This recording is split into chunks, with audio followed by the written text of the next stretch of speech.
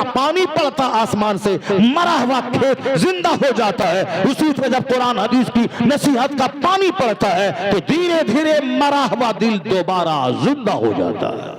इसलिए आला हजरत का चर्चा होता है ताकि मरा हुआ दिल जिंदा हो जाए। हम लोग 8 घंटे सोने के बाद भी बीमार लगते हैं, आला हजरत सिर्फ 2 घंटे सोते थे, 22 घंटे जागकर वो दिन की खिदमत करते थे।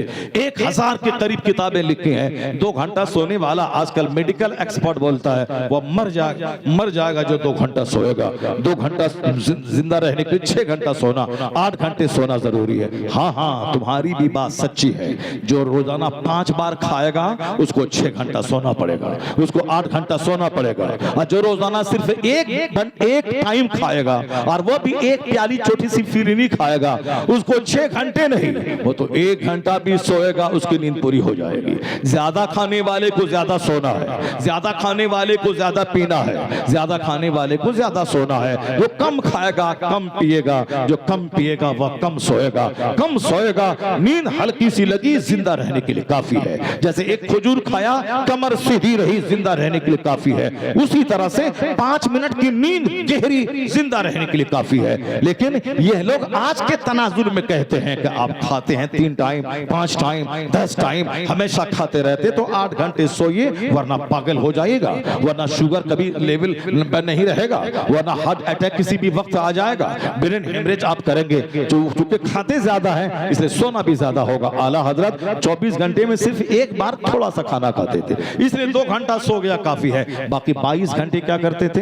ये 22 घंटे किताबें लिखते थे। फर्ज नमाज के अलावा फारिग होने के बाद, फराइज व वाजिबात और नवाफिल व सुनन से फारिग होने के बाद सिर्फ इस्लाम पे होने वाले हमलों का दिफा करते थे, डिफेंस करते थे। जब उन्होंने ये काम किया तो अल्लाह ने भरपूर सेहत दे दी, 67 साल की लंबी उम्र दे दी, 1000 के करीब किताबें लिख दी। आज 107 साल गुजर गए उनके दुनिया से गए हुए, लेकिन आज उनका चर्चा अमेरिका की बर्कली यूनिवर्सिटी में है। क्यों? वहां के लोग रजा को देखा नहीं, उनके खानदान को नहीं देखा, हिंदुस्तान नहीं देखा, मगर रजा की किताब पढ़ रहे हैं। जब किताब पढ़ रहे हैं तब रजा को पहचान रहे हैं। मलेशिया इंडोनेशिया में रजा की किताब पढ़ रहे हैं, लोग उनको पहचान रहे हैं। अरब ममालिक में आला हजरत की किताब पढ़ रहे हैं तब उनको पहचान रहे हैं। तो एक रामपुर का नवाब को कोई नहीं जानता, बरेली के नवाब को कोई नहीं जानता, मगर बरेली का वो पठान जो 2 घंटा सोकर 22 घंटा दिन की खिदमत किया, आज उस पठान की शोहरत जमीन से लेकर आसमान की बुलंदी तक ऐसी फैल गई कि बर्कली में उनका चर्चा, ऑक्सफोर्ड में उनका चर्चा, कैम्ब्रिज में उनका चर्चा, हॉलैंड में उनका चर्चा, ऑस्ट्रेलिया में उनका चर्चा, हिंदुस्तान के सारे स्टेट्स में रजा,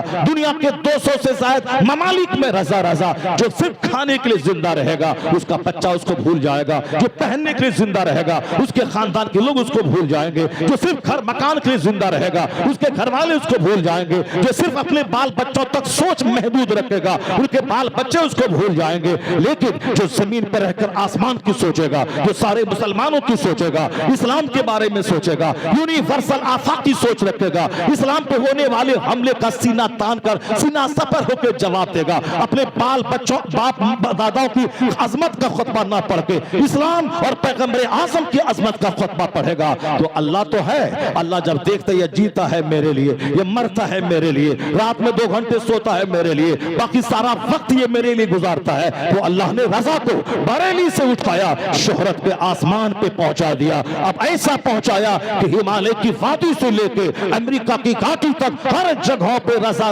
वादी रजा की, कोहे हिमालय रजा का है, जिस समत देखिए वो इलाका रजा का है। नारे तकबीर, नारे रिसालत, मसलके आला यह सिर्फ इसलिए है कि जो खाने के लिए जिंदा नहीं रहेगा। खाना तो जब सुअर खाता है तो तुम भूखा कहां से रहेगा? अल्लाह है सबको रोजी देने वाला। अल्लाह कहता है ला तक़्तुलू औलादकुम खश्यत इमलाक, गरीबी के डर से बच्चों को कत्ल मत कर, मैं तुझे भी रोजी देता हूं, तेरे बच्चों को भी रोजी दूंगा। 1 बच्चा हुआ तो फौरन दवाई की सोचने लगे, 2 बच्चा हुआ तो नसबंदी की सोचने लगे, 3 बच्चा हुआ तो बच्चे को जहर खा के मारने का सोचने लगे। इतनी गंदी सोच क्यों आई?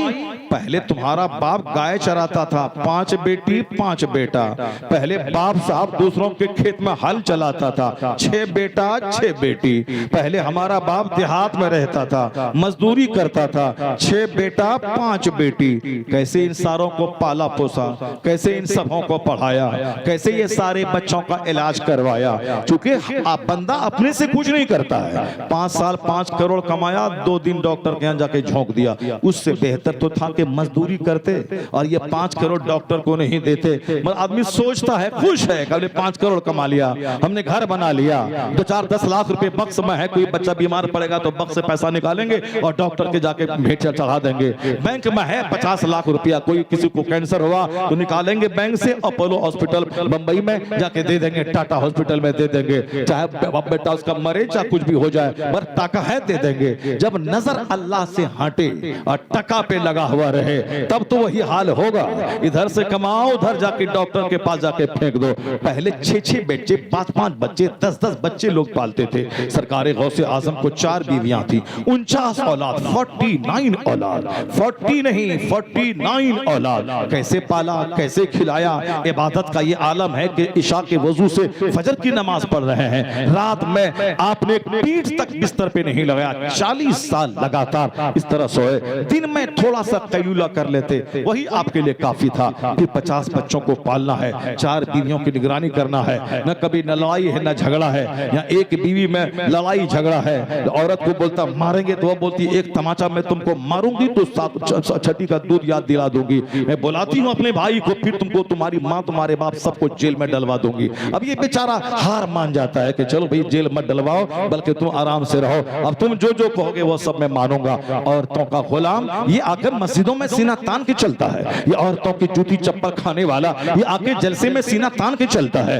पहले अपने घर में दीन नाफिज कर, एक बीवी नहीं संभलती है, लत्तम जुत्तम हो रहा है, उसको मैके भेजना पड़ता है या अपना घर छोड़ के बाहर भागना पड़ता है। एक बीवी है, क्यों? मैंने हाथ में स्मार्ट मोबाइल दिया है, मैंने उसको दुनिया की कहानी सुनाया है, मैंने सिर्फ उसके हुस्न को देखा है और मैंने हुस्न को देख के शादी किया है, तो अब वह हुस्न के जलवे दिखा रही है। स्मार्ट मोबाइल हाथ में है, जाहिर सी बात है वह शौहर को नचाएगी। मगर गौसे पाक की 4 बीवियां हैं, मगर चारों के हाथ में कुरान है, चारों के हाथ में चारों तिलावत में मस्त है, दुरूद में मस्त है, जन्नत की फिक्र में मस्त है। न झगड़ा है, न बुक्स है, न इनाद है, न लड़ाई है, बल्कि इबादत है। अगर चाहते हैं कि घर में सुकून रहे, बीवी आपकी बात माने, स्मार्ट मोबाइल नहीं देना होगा, घर में LED टीवी नहीं लगाना होगा, उसको दुनियादारों के यहाँ शादी ब्याह में नहीं ले जाना होगा।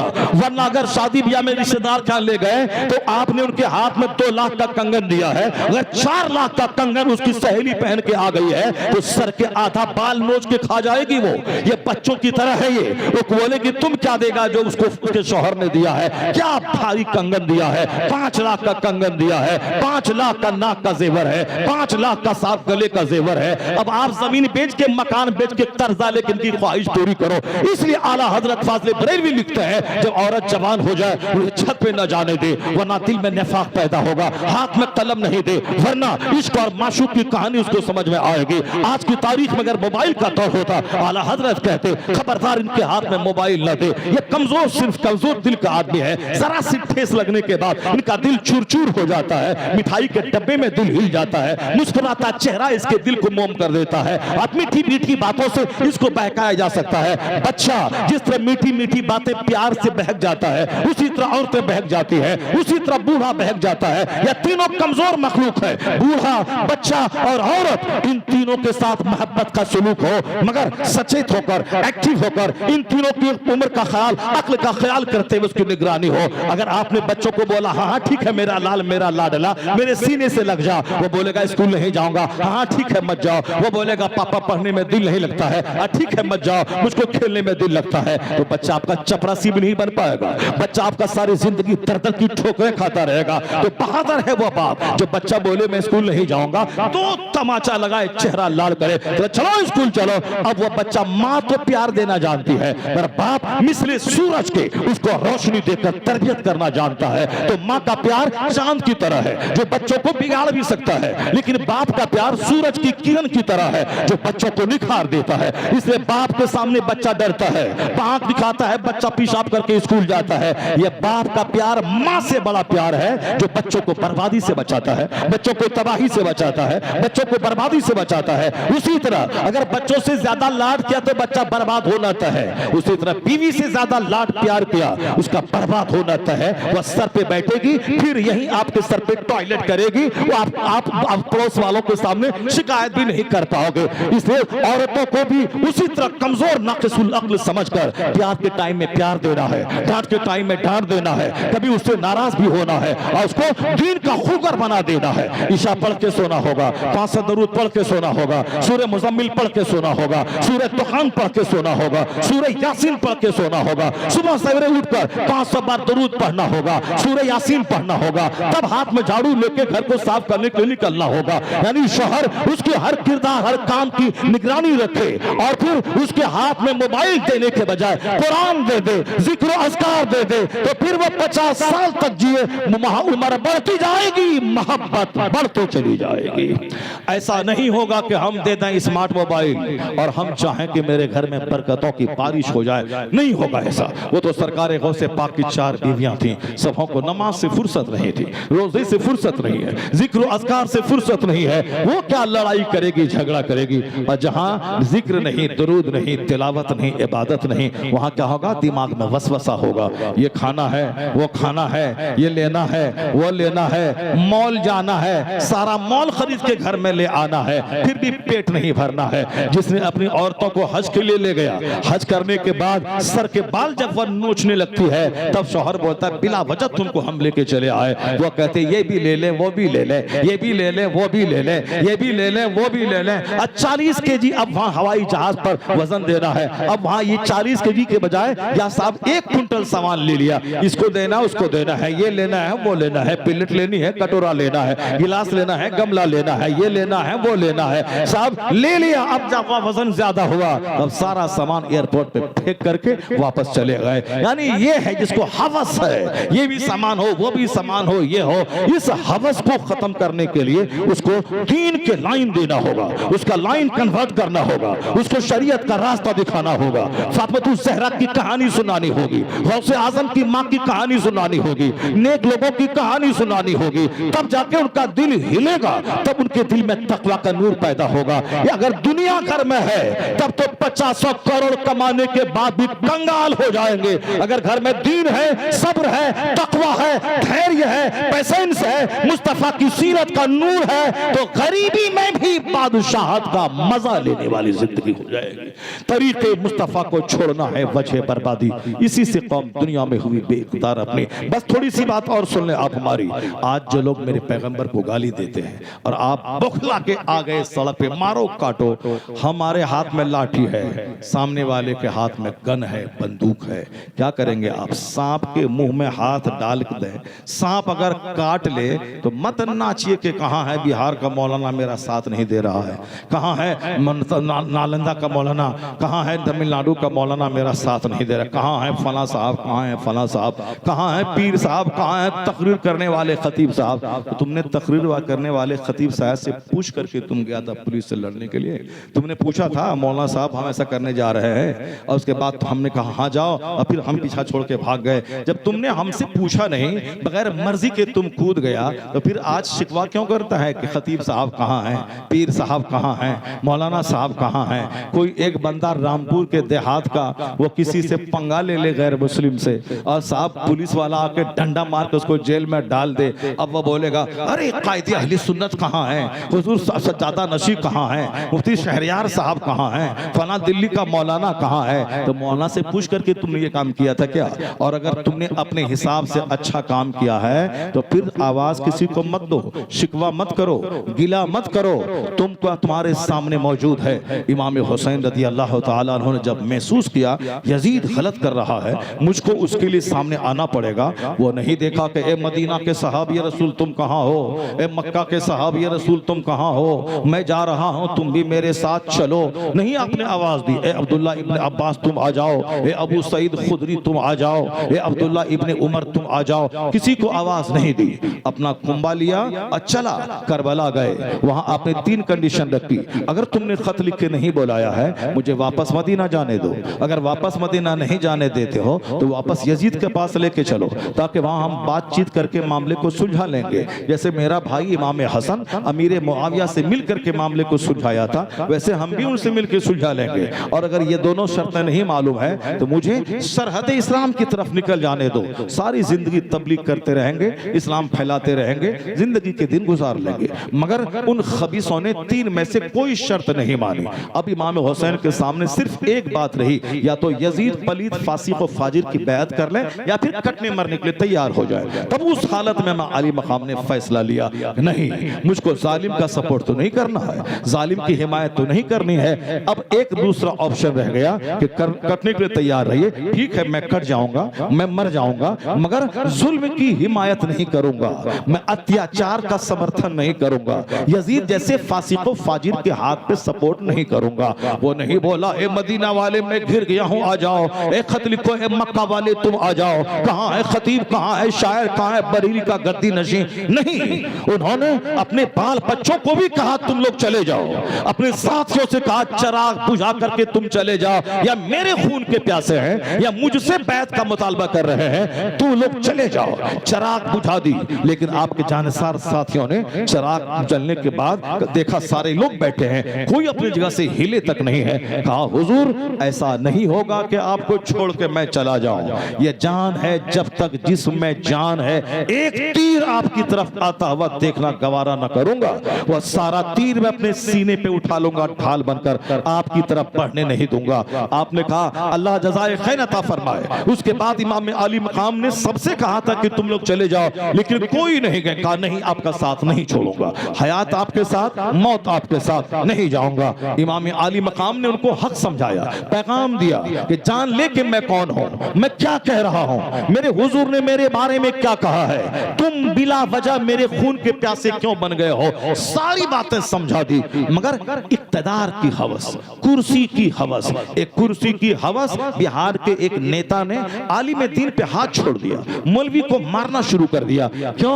कुर्सी की हवस, दौलत का घमंड और गुरूर आज भी यजीदी कदम कदम पे है, जिसे दौलत का घमंड है, जिसे गुरूर है, और फिर बज़ाहिर हक वाला मारा जाता है, मगर अंततः कामयाबी हक को मिलती है और सारे यजीदी जलील और रुस्वा होते हैं। इमाम अली मकाम ने हक समझाया, मगर वह दौलत और इक़्तिदार के हरीस नहीं माना। इमाम हुसैन ने कहा मैं जलील होके हाथ नहीं दूंगा, मैं जालिम को हाथ नहीं दूंगा, मैंने हक समझा दिया, अब तेरे बस में है जो तुम करो। तीरों की बारिश शुरू हुई, आपके जवान अली अकबर शहीद हो गए, दूध पीते अली असगर शहीद हो गए, आपके भाई अब्बास अलम बरदार शहीद हो गए, आपका भांजा औलो मोहम्मद शहीद हो गया, आपके मुस्लिम बिन अकील के साहबजादे मोहम्मद इब्राहिम शहीद हो गए, आपके आवान अंसार जानसार शहीद हो गए। यहाँ तक 72 जख्म नेजों के, हजारों जख्म तीरों के खाने के बाद आपने सर सजदे में रखा, अपनी जान जाने आफरी के हवाले कर दी, आपकी गर्दन कट गई, मगर आपने हाथ जालिम को नहीं दिया।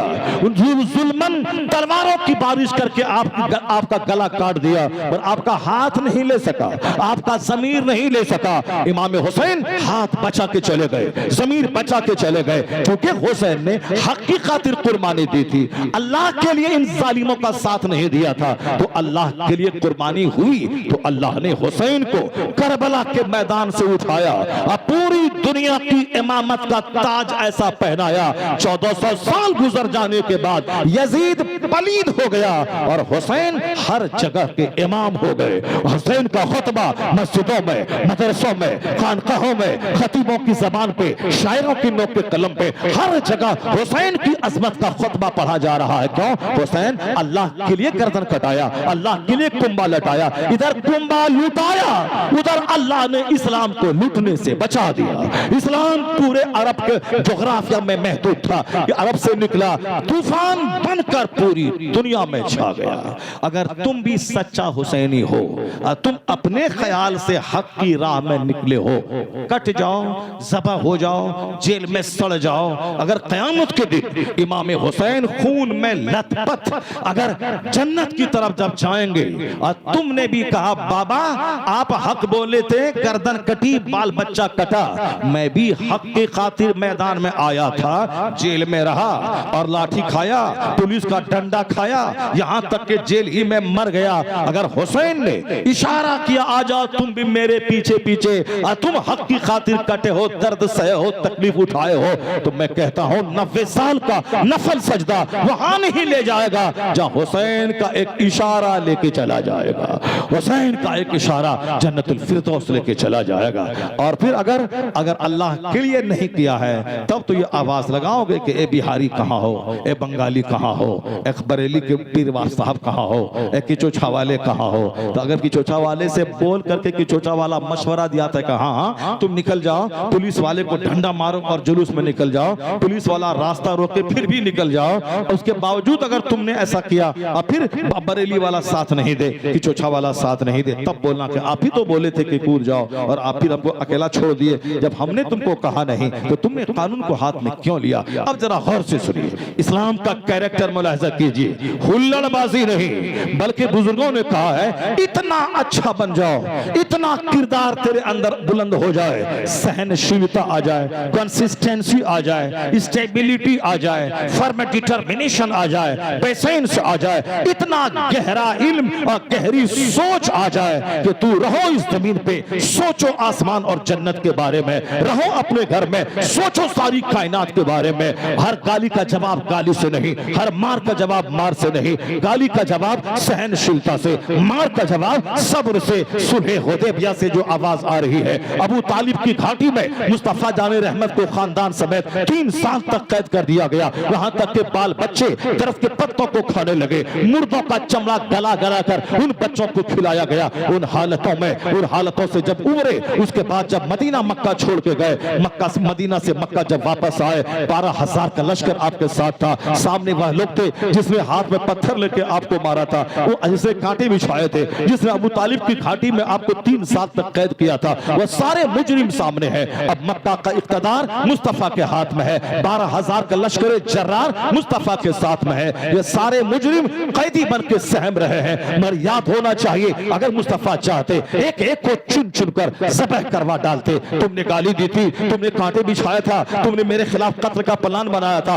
मारो सबों को काट दो, लेकिन नहीं, हुजूर ने एक आम माफी का ऐलान कर दिया, जाओ मैंने तुम सबों को माफ कर दिया। जब हुजूर ने माफ किया, वह जान के दुश्मन राह में कांटे बिछाने वाले जब उन्होंने समझ लिया मैं तकलीफ देता हूं, ये माफ करते हैं, मैं इनका कत्ल का प्लान बनाता हूं, ये अपने जानी दुश्मनों को माफ करते हैं, ये काम नबी ही कर सकता है, आम इंसान तो कर नहीं सकता। तो आज 10, 12, 13 साल में उतने लोगों ने कलमा नहीं पढ़ा जितना आम माफी का ऐलान हुआ, इतने लोग मिलकर हजारों की तादाद में एक दिन में कलमा पढ़कर मुस्तफा की गुलामी में दाखिल हो गए।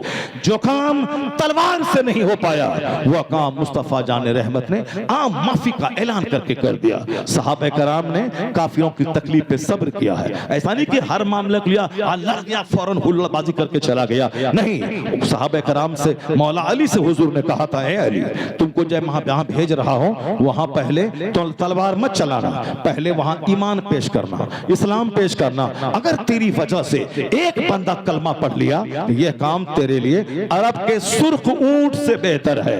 अरब का सुर्ख ऊंट 1400 साल पहले करोड़ों की प्रॉपर्टी माना जाता था।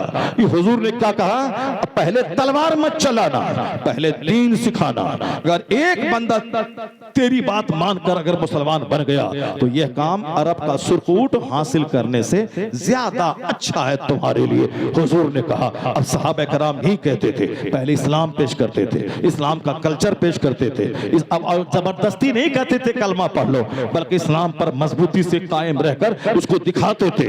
इस्लाम पर कायम होने का क्या बेनिफिट है, सब्र का क्या बेनिफिट है, इबादत के क्या फायदे हैं, सुन्नतों पे अमल के क्या फायदे हैं, ये सब दिखाता था। तब वह लोगों का दिल हिल जाता था। नहीं देखा आपने, हजरत तहदा अंसारी है, मुस्तफा की महफिल सजी है, आपने कहा वो उस वक्त तक तुम में से कोई नेकी को नहीं पहुंच पाएगा जब तक कि पसंदीदा चीज खुदा की राह में खैरात न कर दे। हजरत तहदा अंसारी ने कहा, सरकार सारे मदीना वालों को मालूम है मेरा बाग जिसके बीच में मेरा घर है वह मेरा सबसे पसंदीदा बाग है, आपको गवाह बनाकर मैं वह बाग अल्लाह की राह में खैरात करता हूँ। चुनांचे खैरात किया, हुजूर को गवाह बनाया। फिर जब यहाँ से निकल के गए तो अपनी बाग से अंदर दाखिल नहीं हुए, हुई, बाग से बाहर रहे, अपनी बीवी को आवाज दी, ए फला की माँ, बच्चों और कपड़ों समेत वहां से निकल जाओ। कहा खैरियत तो है? कहा खैरियत यही है, आज से यह बाग अल्लाह का हो चुका है, मैंने अल्लाह की राह में खैरात कर दिया है। बीवी सर के बाल नहीं नोचती है, नहीं सीना पीटती है कि मेरा बच्चा कल से क्या खाएगा, नहीं, वहां तो अल्लाह की रजा,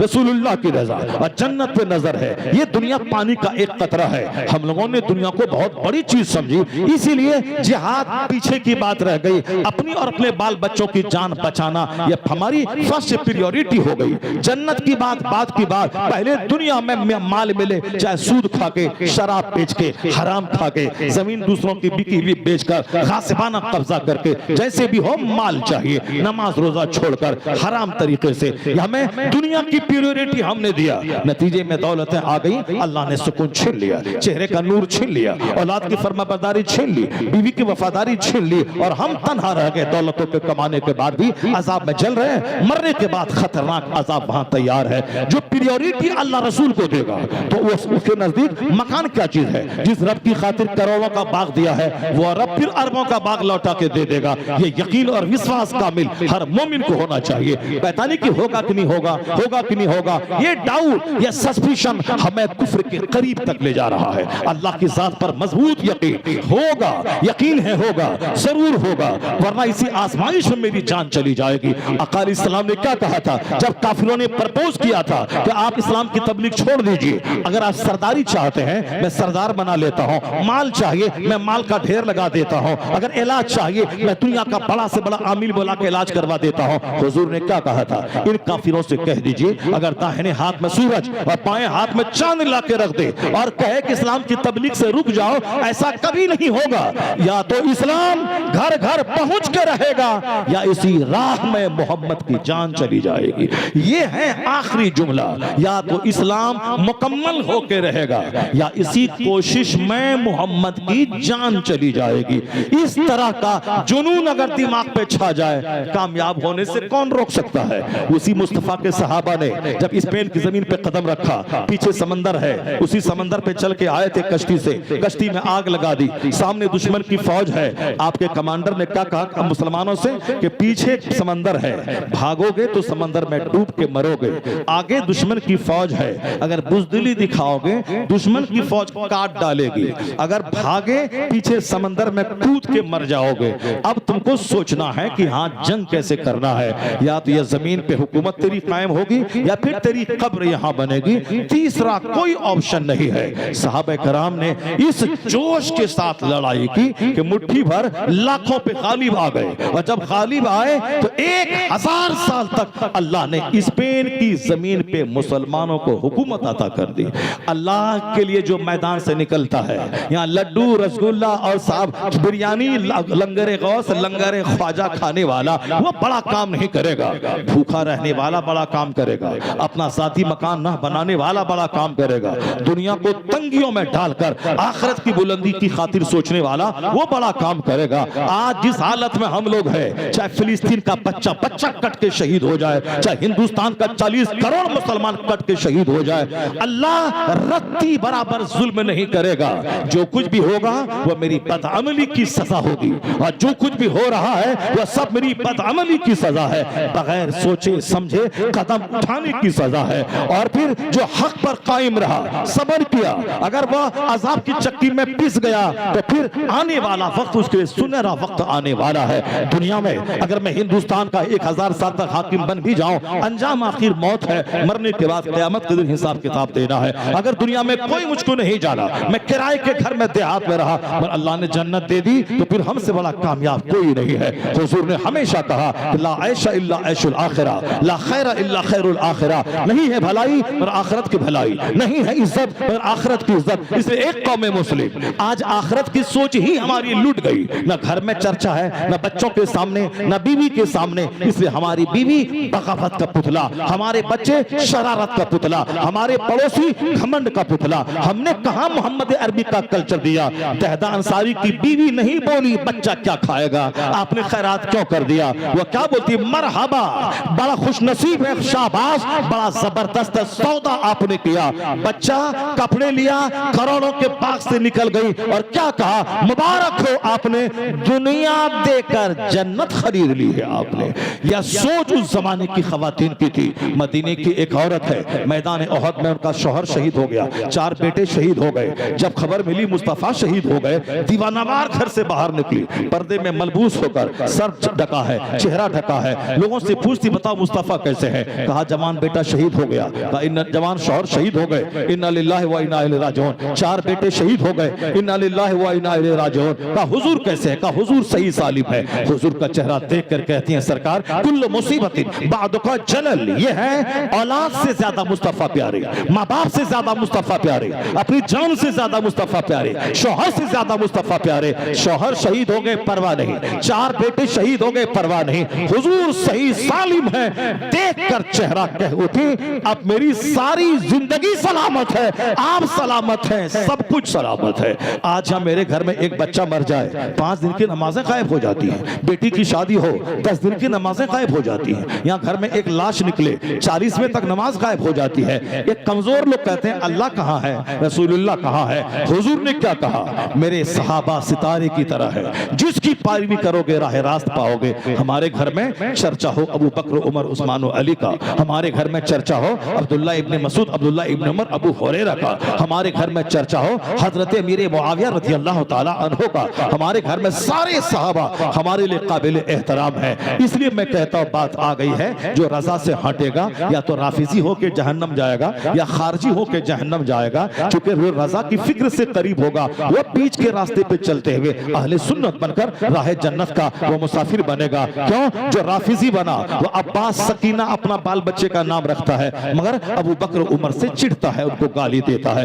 वो भी जहन्नम जाएगा। अब्बास सकीना करते करते मर जाएगा, मर जहन्नमी कुत्तों में से एक कुत्ता कहलाएगा। और अगर सहाबा से प्यार हुआ, इमाम हुसैन को बाकी कहा, इमाम हुसैन से चिढ़ा, तो भी वो जहन्नमियों में से एक जहन्नमी होगा। तो जन्नती होगा कौन? जो बकर, उमर, उस्मान, अली से प्यार करे, 1 लाख सहाबा से प्यार करे, अहले बैत अतार, हसन, हुसैन, अब्बास, सकीना, शहर बानो, बिल्किस, सारे घराने वालों से मोहब्बत करे। अहले बैत का प्यार, सहाबा का प्यार, दोनों की इज्जत, तब वो राफिजी होने से बचेगा, खारजी होने से बचेगा। क्योंकि रजा ने कहा जो अहले सुन्नत से प्यार करे, सहाबा को गाली दे, उसका बेड़ा गर्क हो गया। जो सहाबा से प्यार करे, अहले बैत को गाली दे, उसका बेड़ा गर्क हो गया। तो बेड़ा किसका पार लगेगा? रजा की सुनिए, अहले सुन्नत का है बेड़ा पार, असहाबे हुजूर नज्म है और नाव है इतरत रसूलुल्लाह की।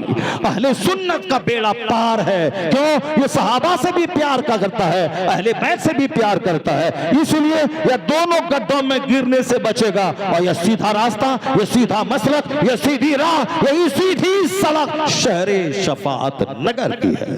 यही सीधा रास्ता जन्नतुल फिरदौस का है। आज के जमाने में अगर आपने रजा से चिढ़ा, मुमकिन है कि राफिजी बन जाए। रजा से चिढ़ा, मुमकिन है कि कोई अफगानिस्तान का विदेश मंत्री आ जाए, उस विदेश मंत्री को देखकर ये बोले जो नबी का गुस्ताख है, वह गुस्ताख रसूल को वह हक पर समझेगा। नहीं, मैं तो कहता हूं ईमान इतना पुख्ता बना ले कि विदेश मंत्री तो छोड़ो, अरब के 25 ममालिक का सारा मुख्यमंत्री वहां आ जाए, वहां सारा सदर आ जाए। ऐसा नहीं होगा कि दुनिया का सारा प्रेसिडेंट मिलकर गुड़ को गोबर कह दे तो गुड़ गोबर हो जाएगा, और गोबर को गुड़ कह दे तो गोबर गुड़ हो जाएगा। नहीं होगा। गुड़ गुड़ है, गोबर गोबर है, शरबत शरबत है, शराब शराब है, आशिक रसूल है। चाहे दुनिया का कोई आदमी बरेली जाए ना जाए, अगर बरेली मुसलमान का मरकज, सुन्नियों का मरकज, इसलिए कि वहां गुस्ताखी नहीं होती है, वहां मुस्तफा से मोहब्बत का पैगाम होता है, इश्क का पैगाम आम किया जाता है। मुत्तकी आ गया विदेश मंत्री तो दिमाग में वसवसा पैदा होने लगा, पता नहीं वही होगा, वही क्या, वही तो दज्जाल आएगा आखिर जमाने में, वो जन्नत का बाग दिखलाएगा, मुझको मान ले। अब आदमी फौरन घुटने टेक देगा, मान लेगा यहाँ बाग है, उसका बाग बाग नहीं वो आग होगा। और जो हक की कसौटी पर परखे ये काफिर है, उसकी पेशानी पे लिखा हुआ काफारा लिखा हुआ है, वो बोले नहीं मैं तेरी बात नहीं मानूंगा, वो बोले तू आग में जला दूंगा या आग तेरी तरफ लपटेगी। बोला जला दो आग में, मगर मैं काफिर को नहीं मारूंगा। वह सब्र करेगा, हक पर डटा रहेगा, फिर क्या होगा, उसकी आग धुआं हो जाएगी और उसका पाक भी धुआं हो जाएगा। फिर काफिर जिसने उसको मान लिया वो तो जहन्नमी हो जाएगा, लेकिन जिसको नहीं माना वो मोहम्मदी बनकर जन्नत का मुसाफिर हो जाएगा।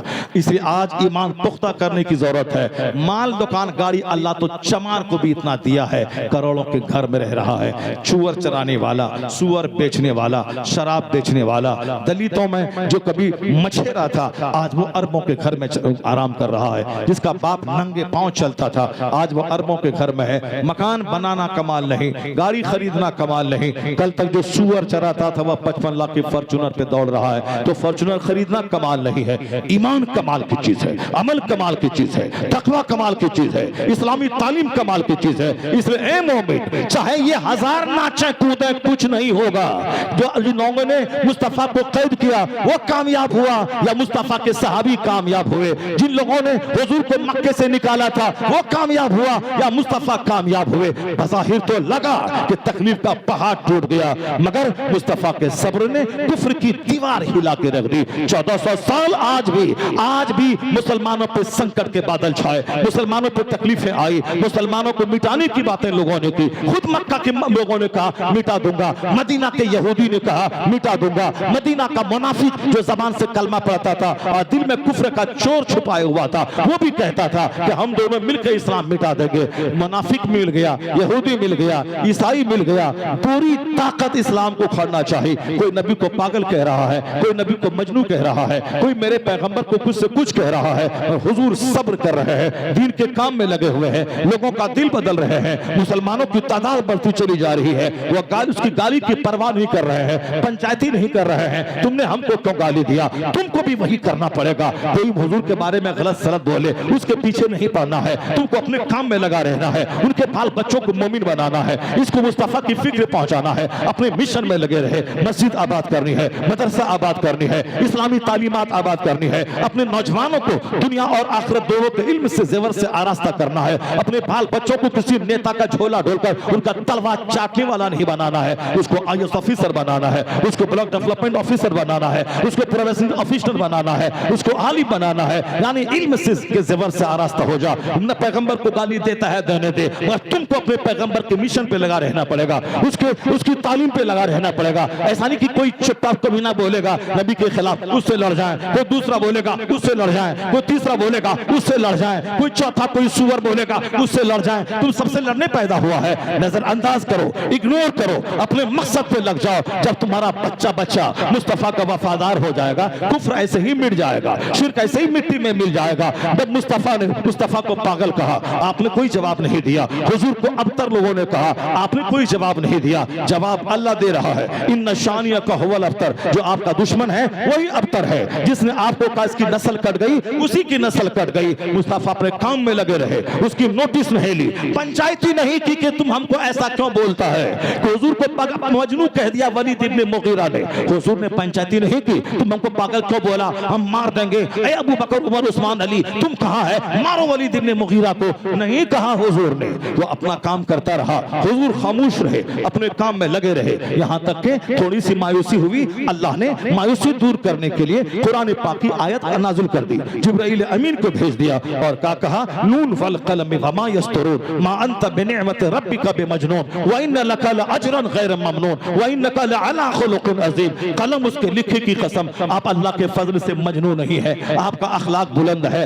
आपकी आने वाली हर घड़ी पे पिछली घड़ी से बेहतर है, आपका वक्त बहुत उम्दा आने वाला है, पूरी दुनिया में आपका डंका बजने वाला है। जिसने आपको मजनू कहा है वो झूठा है, वो रजूल है, वो कमीना है, वो खसीस है, वो लगाई बुझाई करने वाला है, वह चुगलखोर है, तमाम सारे ऐब उसके पास है, उस पर तुर्रा तो ये है, उसके नुत्फे में खराबी है, उसकी बुनियाद में खता है। क्या मतलब, उसका सारा ऐब अल्लाह ने बयान कर दिया। जिसने मुस्तफा को मजनू कहा था, हुजूर ने पंचायती नहीं की, हुजूर की राहों में कांटे बिछा दिए, हुजूर ने पंचायती नहीं की, बल्कि सरकार ने हमेशा सब्र का पैगाम दिया है। और जब वक्त आ जाए बड़ा काम करने का, उस वक्त बुज़दिली नहीं, सारे लोग मिलकर जबरदस्त जिहाद का कारनामा अंजाम दे। और जब तक वह वक्त नहीं आया है तो हमेशा अपनी एनर्जी को लॉस न करे। उसका कोई शायर बोला, मेरा शायर जवाब दे, अदीब बोला, मेरा अदीब जवाब दे। और जब वो नबी की तौहीन करे, इन माहिरीन ने, जो गैर मुस्लिमों ने मेरे मुस्तफा की शान बयान की है, उसको हाईलाइट किया जाए। डॉक्टर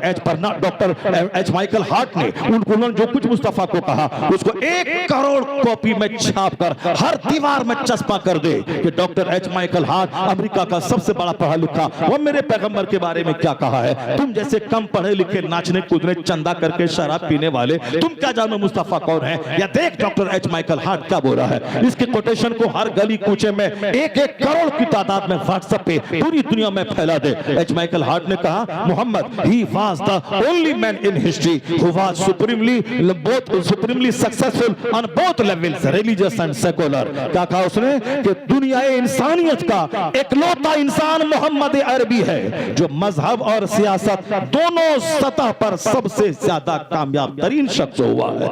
यानी रूए जमीन का मोस्ट सक्सेसफुल इंसान अगर कोई हुआ है तो मोहम्मद अरबी की जाति की राह में हुई।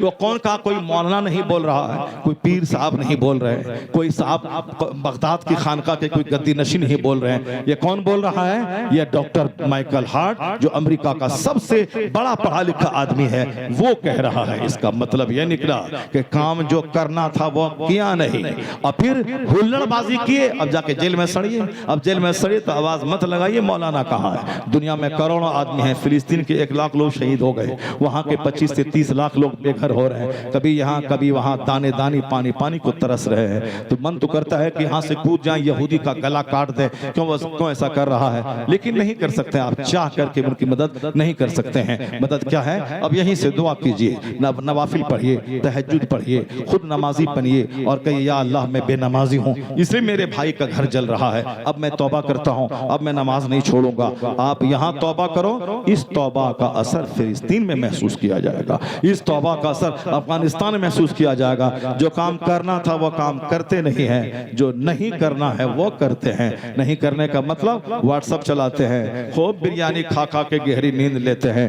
एक वक्त की नमाज छोड़ना हराम और गुनाह कबीरा है। 15 साल की उम्र में नमाज फर्ज होती है, 50 हज भी कर लो तो जितने साल की नमाज कज़ा है वो सारी नमाजों को अदा करना होगा। इसलिए इस्लाम ने कहा जब तेरा बच्चा 7 साल का हो उसको नमाज का आदेश दे, जब 10 साल का हो उसको मार के नमाजी बना दे, ताकि फर्ज होने से पहले ही वो नमाज का आदी हो जाए। फर्ज होने के बाद कज़ा करने के बारे में सोचे तक नहीं। जो काम करने का है वो काम करो। तुम अपने बच्चों की तरबियत करो, अपने घर में दीन नाफिज करो। अगर गरीब हो तो सब्र करो, अगर मालदार हो तो खूब खर्च करो, हराम काम से बचो। बच्चों को डीएम, एसपी, मास्टर, प्रोफेसर, दारोगा सब बनाओ, उसकी घुट्टी में इस्लाम पिला दो। आज हिंदुस्तान में राजनीति कम करो, ज्यादा शिक्षा पे जोर दो, अपने बाल बच्चों को खूब पढ़ाओ। बच्चा को डीएम, एसपी बनाओ। जो डीएम बनने वाला है माल नहीं है, साहब माल दे के उसको पढ़ाओ। जो गरीब आदमी है वो भी अपने बच्चों को पढ़ाए, मालदार वो भी पढ़ाए। जो पढ़ने के काम के काबिल है, पैसा नहीं है, सारा समाज मिलके उसको पढ़ाए। अगर गांव में 100 आदमी मिलके